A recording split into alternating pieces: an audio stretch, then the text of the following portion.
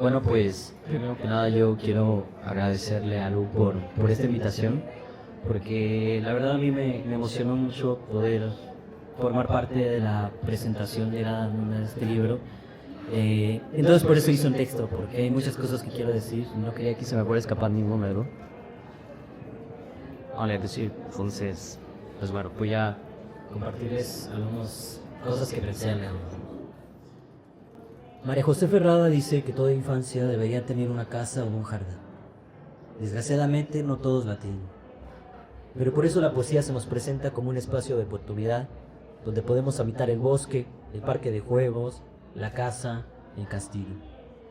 Pienso en la posibilidad de la poesía de reinventar el tiempo de la memoria, el tiempo de la infancia como un espacio de posibilidades, de tiempo siempre presente, del hogar del primer cosmos, de la lógica del juego y la sorpresa de comenzar a vivir, a habitar un lenguaje, de descubrir las palabras y lo que las palabras nos hacen, donde podemos vivir las palabras con mucha intensidad, porque todas son nuevas, brillantes, y nos aferramos a ellas y las coleccionamos.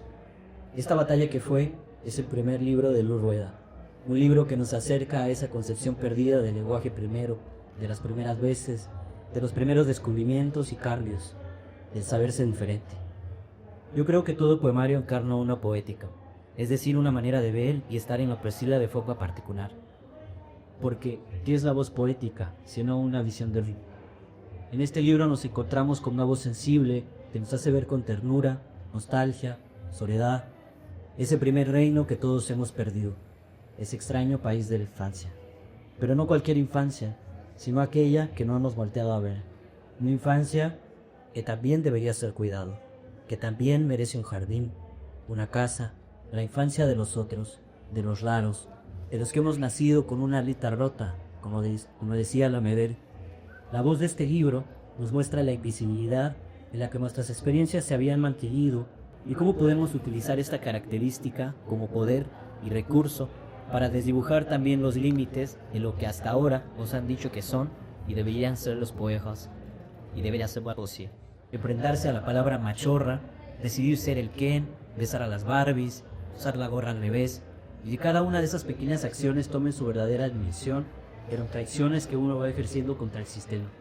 Entonces, este libro se nos presenta como una memoria compartida de aquellos que hemos decidido desafiar a la norma.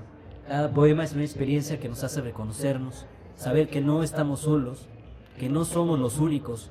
Cada poema es una transgresión al orden establecido, y sus finales nos devuelven al mundo, pero sabemos que después de leerlo, las cosas no son como siempre. Y nosotros, los rotos, lo sabemos. Nada es igual. El poema nos ha cambiado. Somos conscientes de que somos más que uno. De ese infante les decía, nadie es raro como tú, y nos esforzamos por parecer animales, y nos perdíamos la maravilla de ser nosotros. La potencia de ese desobedecer, de lo revolucionario, de admirar lo natural, que como decía Jorge Cuesta, es la esencia de la poesía, que la poesía debería estar cargada de diálogo, de transformación, de rechazo al orden. También me gusta darme cuenta que algunos de los poemas que integran este libro yo los había leído antes, de otras maneras, y me gustaron sus cambios, porque me hicieron constatar que el cuerpo del poema también es siempre un cuerpo en mutación, igual que nosotros mismos, y cómo es verdad que cambiamos para ser más lo que somos. Me gusta descubrir las tensiones que existen en sus secciones entre el cuidado, la herida, el primer patio de juegos, las relaciones familiares que siempre son complicadas porque están cargadas de amor, pero que también lastima y hieren, donde nosotros también a veces somos crueles. Finalmente, este libro termina con una especie de conjuro, un juego que nos protege y nos deja suspendidos en un estar a salvo. Y eso es precioso, porque de alguna manera nos hace ser conscientes de esa infancia compartida que todos pasamos y sobrevivimos. Da cuenta de nuestra fragilidad, pero también de la fuerza de ese tránsito, de todas esas batallas que tuvimos que librar para poder decir el día de hoy que ahora, en este momento, podemos pensar en mundos donde sí estamos a salvo, donde las batallas nos han llevado a conquistar lo más importante, que es nuestra libertad, nuestro deseo, y el por fin poder decir, mírame, estoy aquí, esto soy. Como diría un poema de Lu, cada que las niñas dan vueltas y me tratan con el brillo que nunca pudieron, siento que soy un círculo perfecto y creo en las formas posibles, en un sabor desconocido con forma de nuda.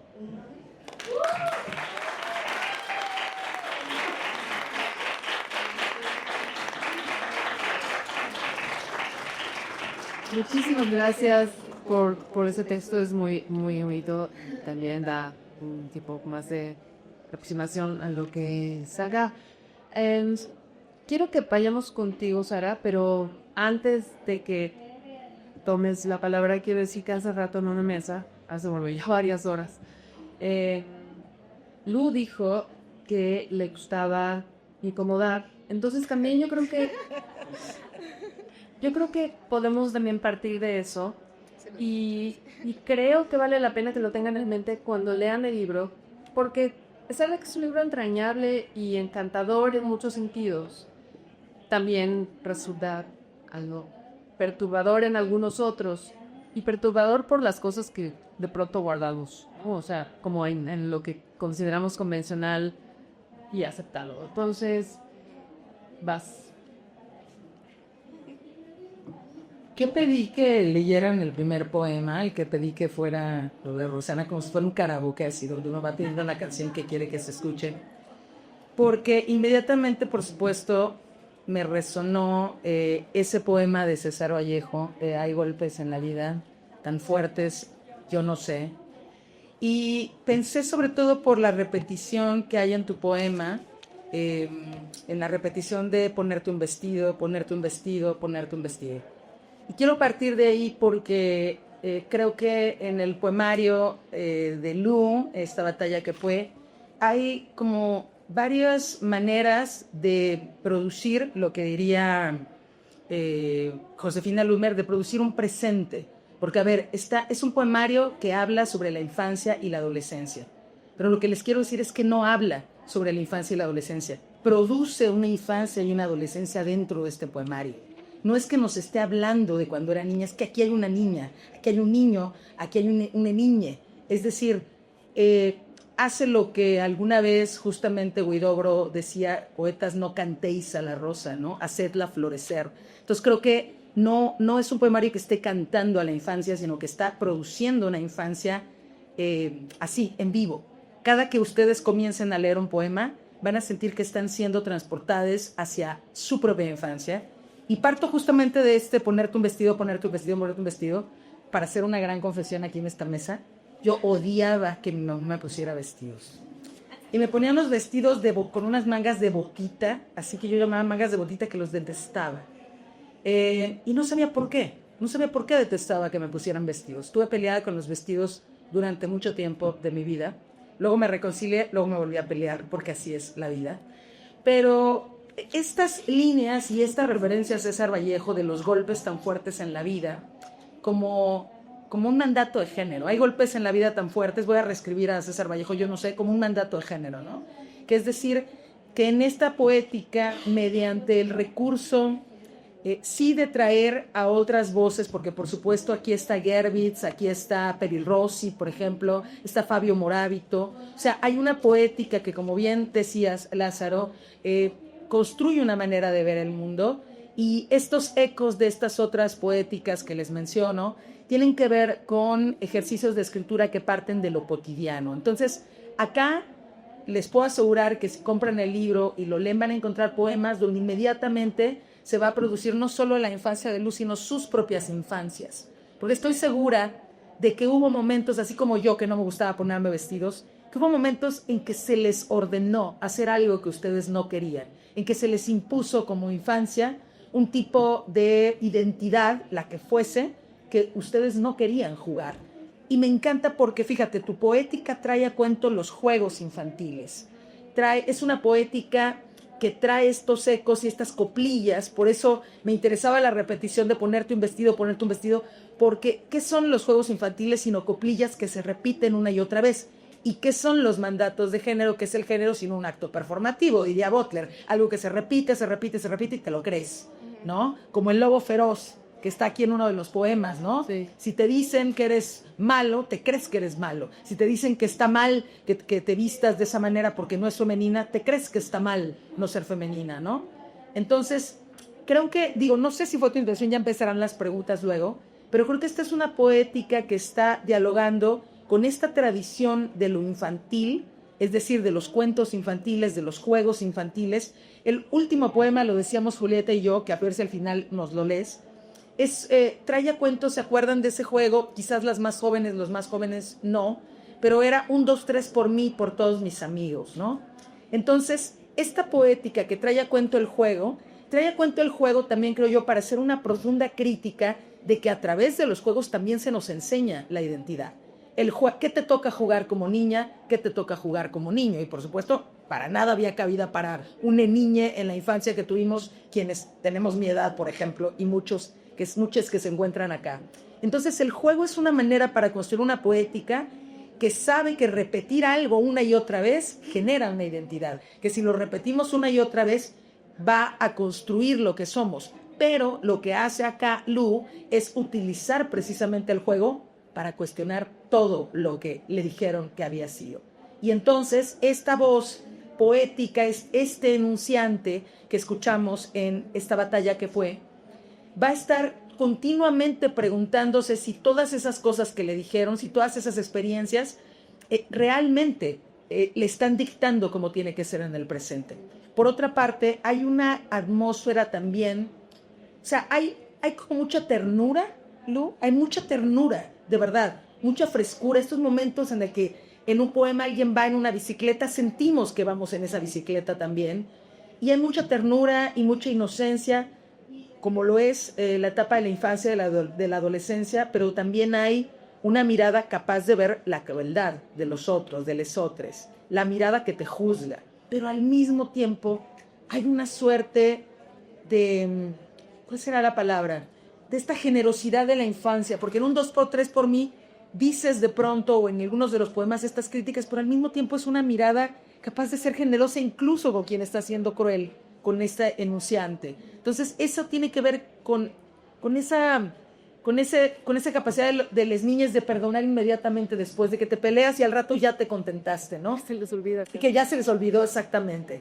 Entonces, digo, porque vamos a seguir dialogando, pero quería abrir con la idea de que el juego y la repetición y la copla y la canción infantil están acá con un doble propósito, el de construir esa infancia que está trayendo a cuento a presente, para volverla a examinar, para recrearla, para reproducirla, pero también para lanzar una gran crítica de cómo a través justamente de esos juegos y de esos performances que nos van inculcando, se nos va construyendo un yo que muchas veces no es nuestro verdadero yo, y es una invitación a cuestionar eso.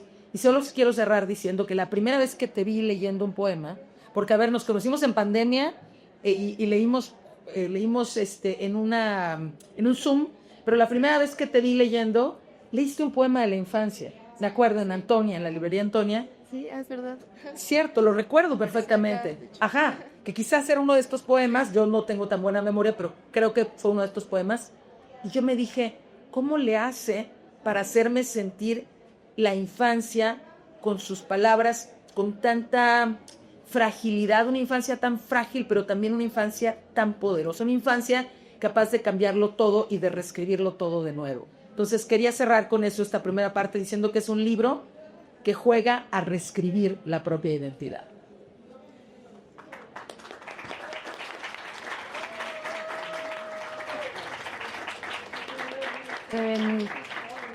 Como el chiste en las presentaciones de los Unteves que hoy hicimos es torturarlos.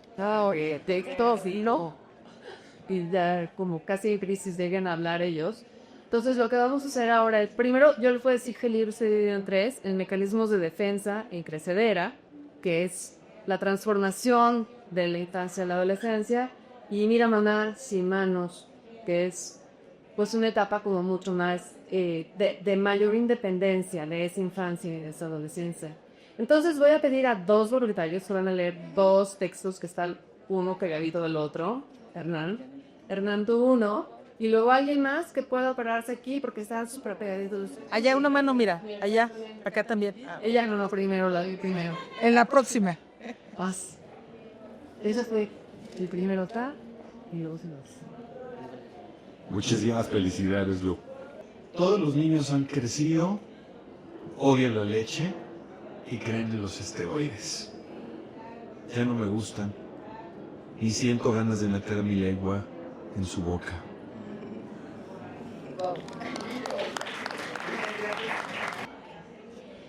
Amo los dientes de mi mamá. como nunca me pasó con los de mi abuela.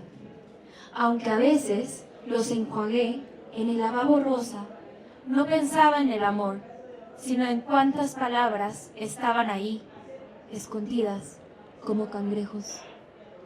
No, con los dientes de mi mamá es distinto. Sus dientes han mordido la zanahoria más dura, la pera magullada, de lo que no entiendo de ser madre. No hablo de ti esperando que te quieran como yo, ni tampoco que quieran tus dientes como yo. Quiero que la vida aprenda a morder a tu manera.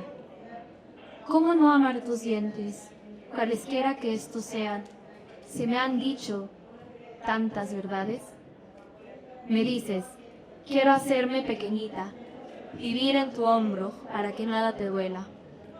Y yo creo en tus dientes, su forma de pentágono, en los que ya no están y se sostienen a cachitos, los que muestras cuando ríes, cuando me pides que no te mienta antes de dormir y me preguntas si te voy a querer, aunque ya no quede y uno de ellos. Hola, esta dinámica en efecto fue muy fuerte.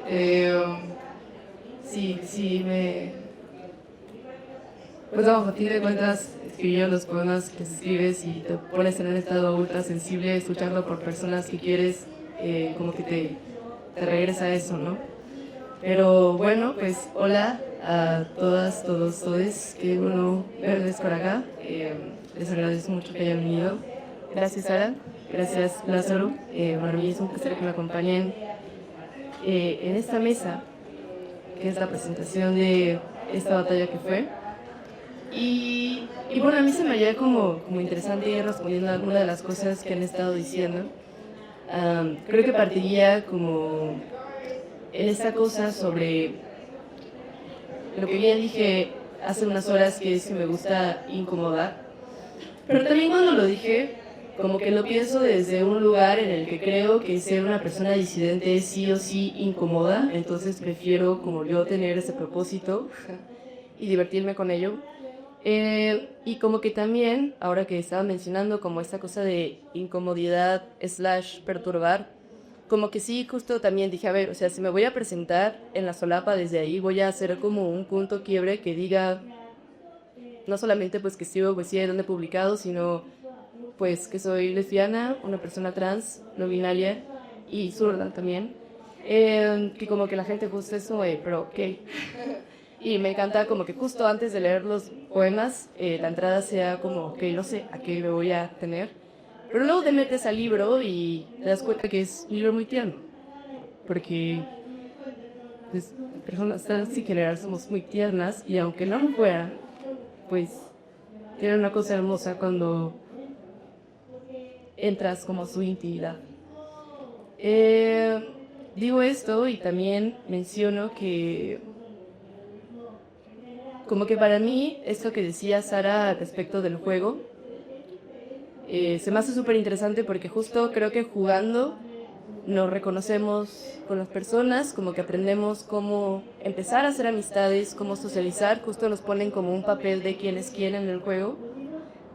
Y algo que a mí me encanta hacer, quizá aparte de escribir, es andar en bicicleta, y yo recuerdo como y que los niños, como pues está en el primer poema, que igual sería bueno leerlo después, pues eran hostiles, y entonces existió la palabra machorra, y yo estaba como de, ¿qué significa esa palabra? Y sobre todo, suena bien esa palabra, o sea, me gusta cómo suena. Y creo que cuando te la dicen en la infancia y no tienes contexto, o sea, como que algo que yo pienso es que todos sabemos la violencia es real, pero no creo que las palabras sean violentas a menos que el contexto que le das a las palabras las vuelva violentas. Entonces, como que si bien la palabra en el contexto en el que me dijeron era violento, como que ahora poder yo enunciarlo es desde un lugar donde lo tomo también como una forma de resignificarlo, y sí, no sé desde qué lugar se decía, pero y sí, y wow, que esa palabra puede ronronear también. Eso, por una parte, como que ahora siento que estoy pues en este monólogo también explicando mi, mi libro, pero bueno,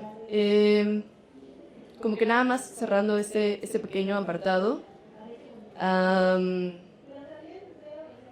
como que me gustó mucho darme cuenta una vez que escribí el libro que si bien creo que la infancia o la secundaria sobre todo puede ser un lugar hostil para disidencias, como que entonces yo escribir el libro y volverlo a narrar significa pues ponerme a salvo.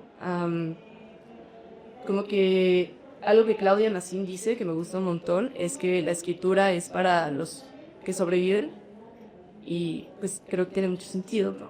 Porque pues no están escribiendo tú o no, se cambia el juego y sí.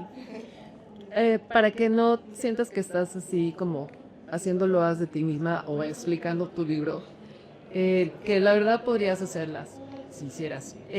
Me gustaría que ahorita Sara y Lázaro dispararan algunas cosas para que tú respondieras. ¿Te late? Bueno, pues creo que se han tocado temas muy, muy interesantes en esta mesa, ¿no? Como alrededor de tu libro, por supuesto. Y por ejemplo, algo que a mí, que empecé a pensar ahorita que estaba hablando Sara, es como realmente en la infancia son los cuerpos más normados, ¿no? Los cuerpos de los infantes. Y entonces, claro, y que son los más señalados también, y a los que se les pasa como cierta reglas todo el tiempo, las niñas se visten en cosa, línea y azul.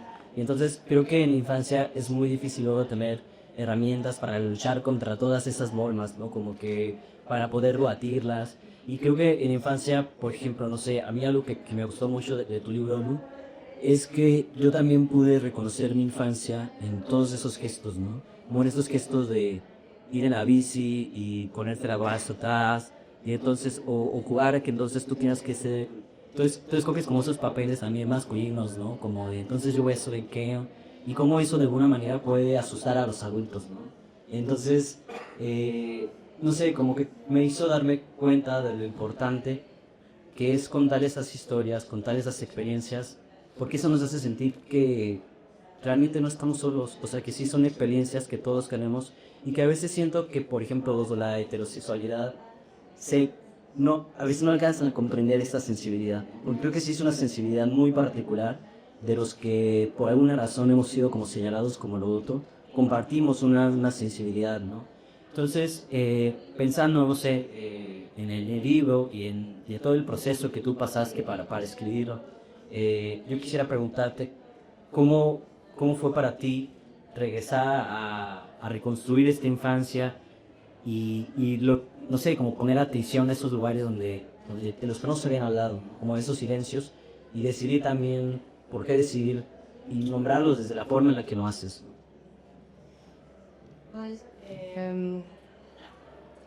Pues es raro porque pienso que, aunque para mí, como que hay muchos recuerdos que, o como que ese tipo de registros normalmente puede generar más bien como un enojo, y siento que en estos poemas no hay tanto un enojo, más bien creo que está cual como dijo Sara, el tono es pues tierno.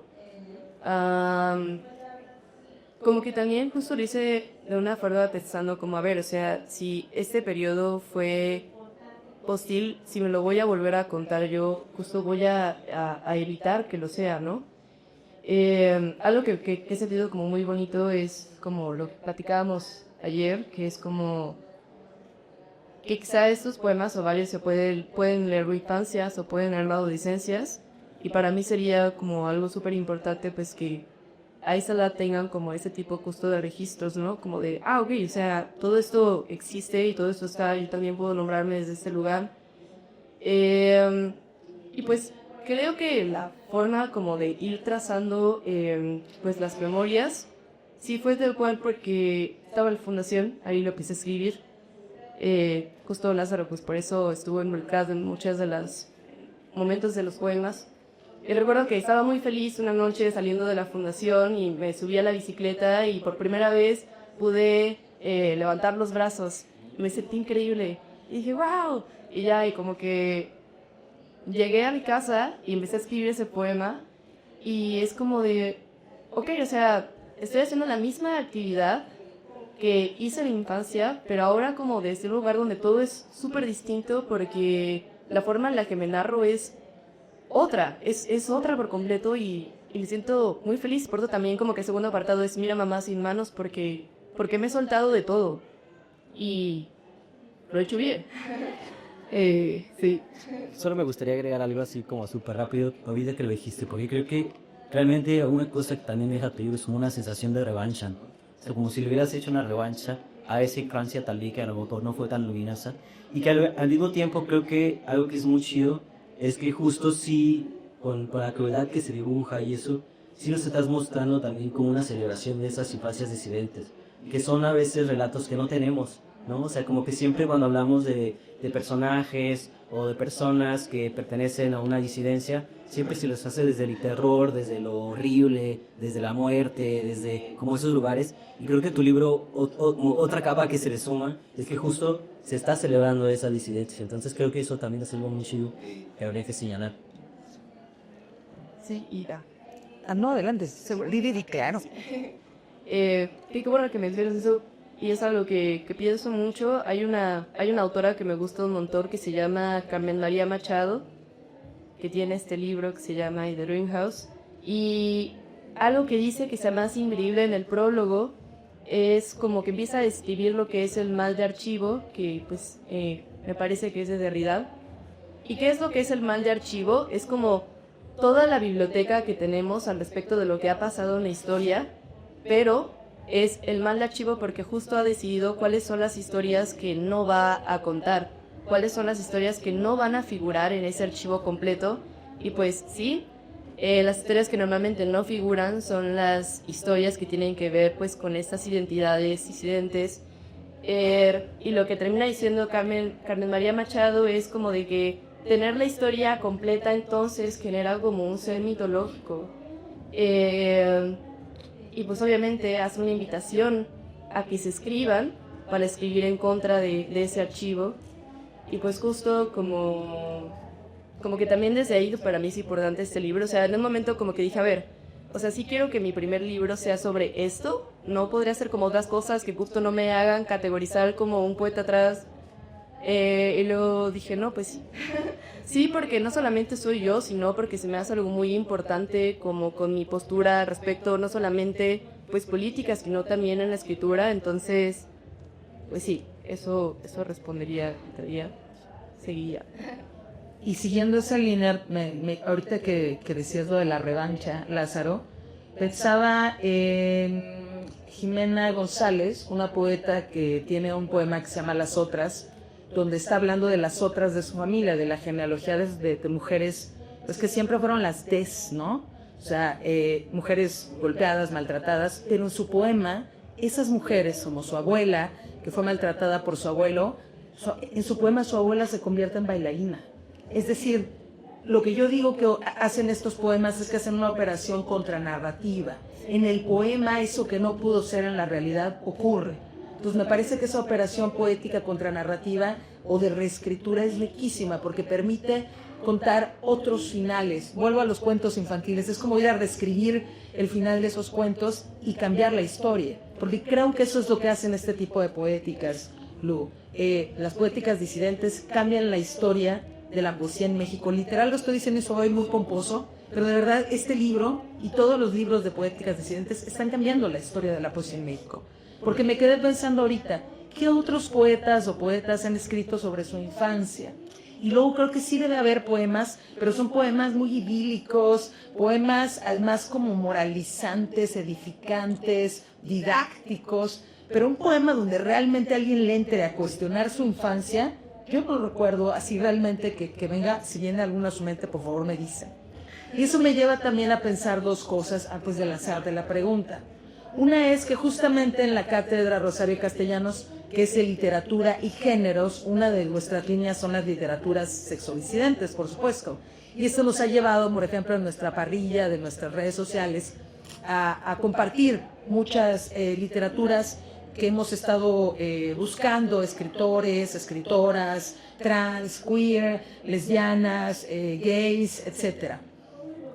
Pero, por otra parte, en mi propia ejercicio de escritura, y eso se lo contaba Odette Alonso, que está acá, yo como una persona bisexual he estado buscando durante toda mi vida el poemario bisexual, el poema bisexual, y no lo encuentro en ningún lado. Y yo me dijo, pues escríbelo tú.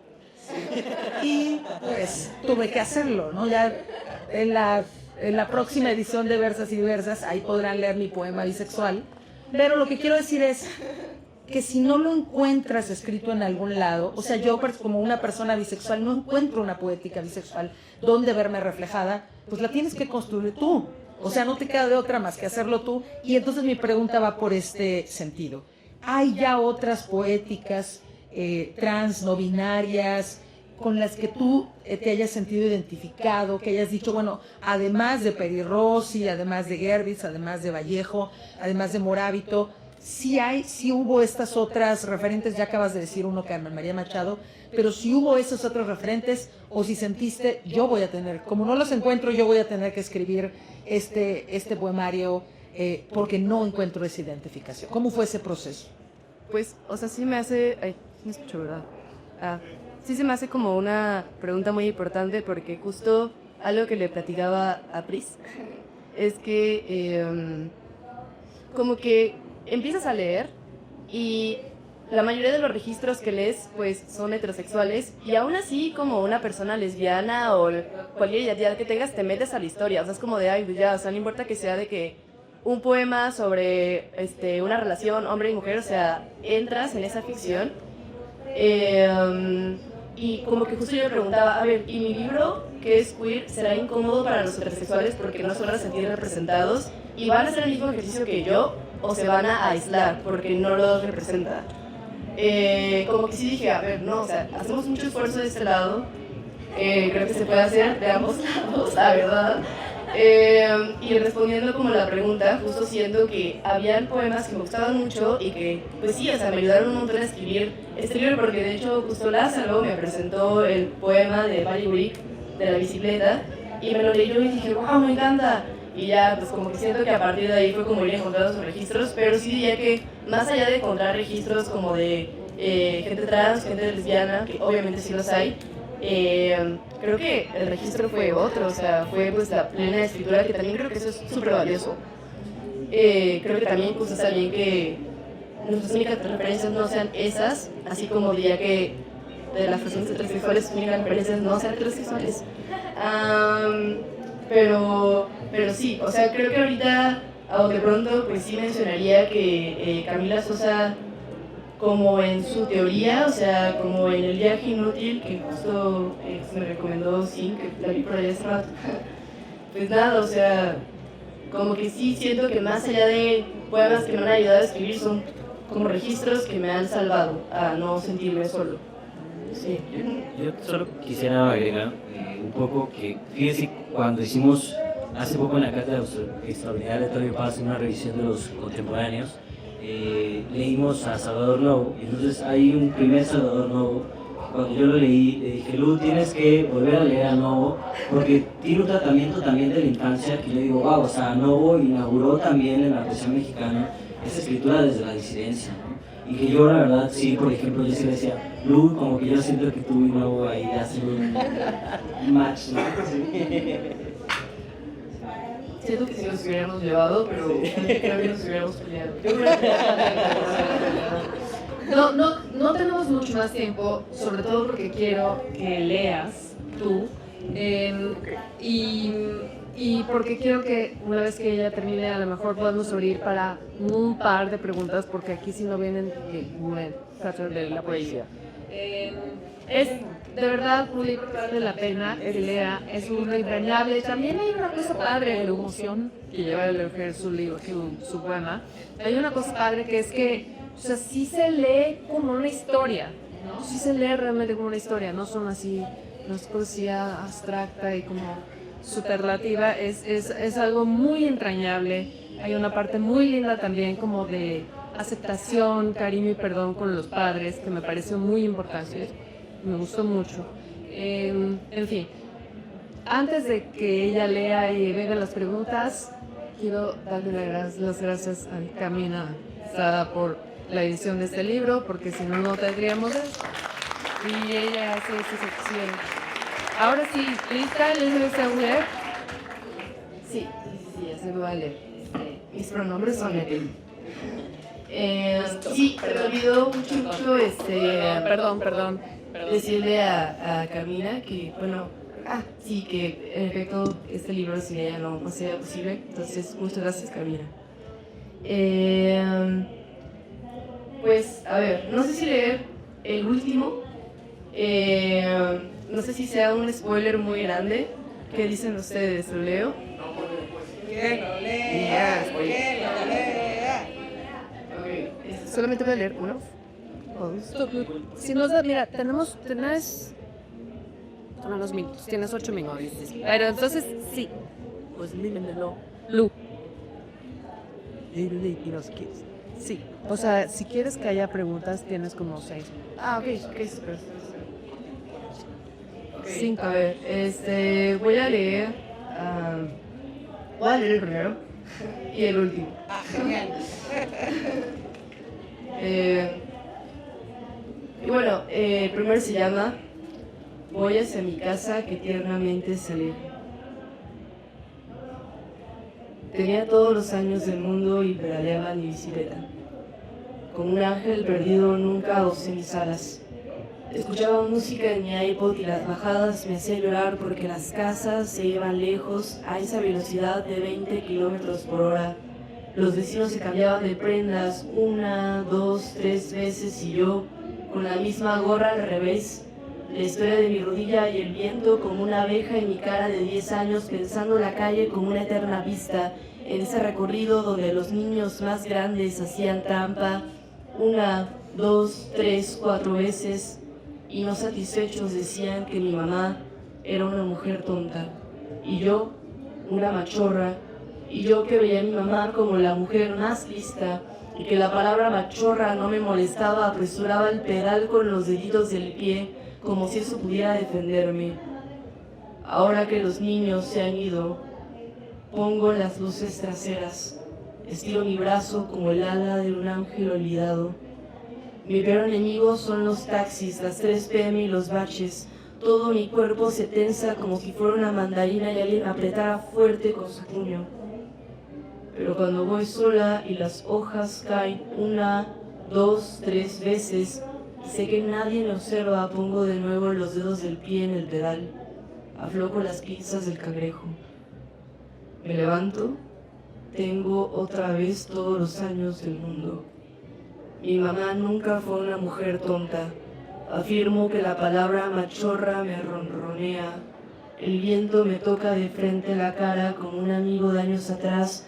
Voy hacia mi casa que otra vez tiernamente se aleja cuando estiro mis piernas y creo entender un pedacito del recorrido, la velocidad de la luz.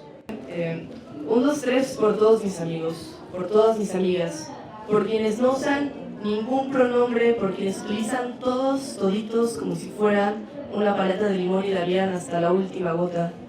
1, 2, 3 por la gallinita ciega que hacía trampa subiendo el paliacate para ver tantito de lo que ocurría ahí afuera. 1, 2, 3 por el patio que de pronto era el mundo.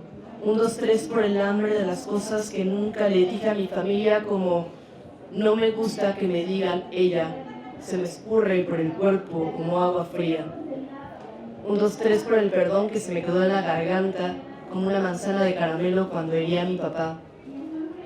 1, 2, 3 por las fiestas infantiles en el mismo salón con forma de castillo, donde los adultos tomaban café negro y yo aseguraba que eso era crecer. 1, 2, 3 por mi hermana que arrojó mi libro favorito al inodoro para luego disculparse mientras lo sacaba, ya sin palabras. 1, 2, 3 por los niños de mi condominio que se escondían para espiar a las niñas. 1, 2, 3 por los juegos de botella donde solo quería saber qué era un beso francés. 1, 2, 3 por la primera escena de sexo que vi. Aquiles era Brad Pitt y al revés. 1, 2, 3 por las amigas con las que me besé en el baño de la escuela. 1 por Regina que me enseñó cómo tocarme del otro lado del baño. 2 por las madres de la familia que le llamaron desviada. 3 por mi peor enemigo que es la secundaria. 1, 2, 3 por mi infancia, por la batalla, por los insectos que sufrieron en ese periodo de crueldad. Por mi madre que bajó la cabeza cuando supo que Mariana era mi novia. 1, 2, 3 por mis ganas de ser otra persona, por la necesidad de siempre tratar de alcanzarme. 1, 2, 3 por la primera gota de vino, por la primera vez que fui a un motel, por el chorrito de pipí que se me salió al reírme. 1, 2, 3 por esa forma de medir la altura desde el punto más alto de una resbaladilla. Antes de caer, veo a mi niñez escondida detrás del árbol y guardo silencio para que la persona que soy yo en este tiempo no la descubra. 1, 2, 3, estoy a salvo. Felicito a Lu y aquí están los libros. Gracias a todos ustedes por venir a esta fiesta. Sigan disfrutando. Por allá pueden hacer otras cosas y nos vemos mañana y pasado mañana. Si no pasan el libro es de mala suerte.